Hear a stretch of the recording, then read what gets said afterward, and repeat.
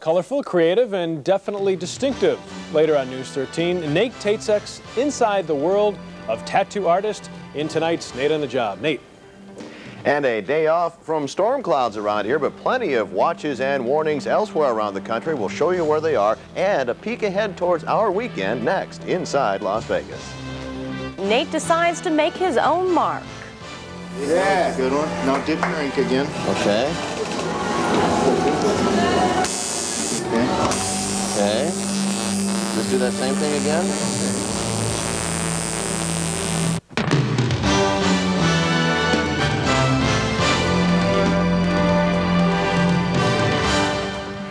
Does Nate strike you as being the tattoo type? But then I might be surprised who's into these. Well, I was surprised about myself. We'll get to that in a minute. You know, Allison, the popularity of tattoos kind of comes and goes. You have celebrities like Cher and Roseanne showing them off, and then business seems to increase for tattooers everywhere.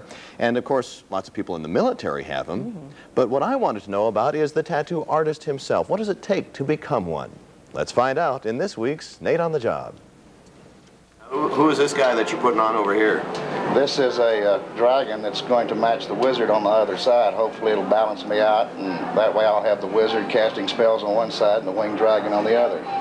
The decision to get a tattoo may be a spur-of-the-moment one.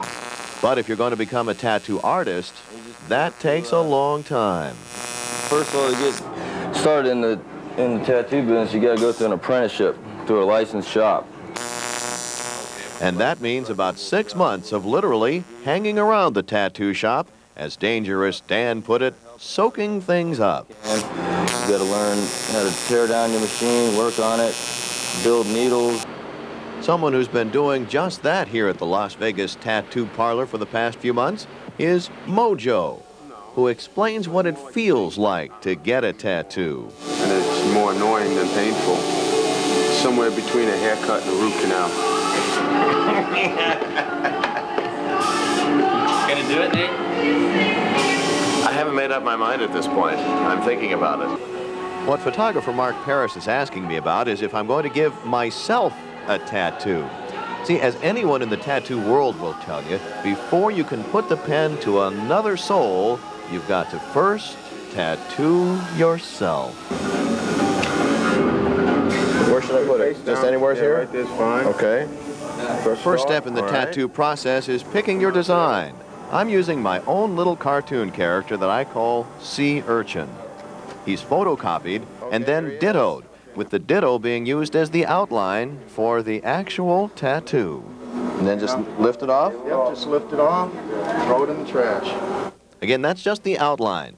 The tattoo process itself involves little needles literally pumping ink underneath your skin.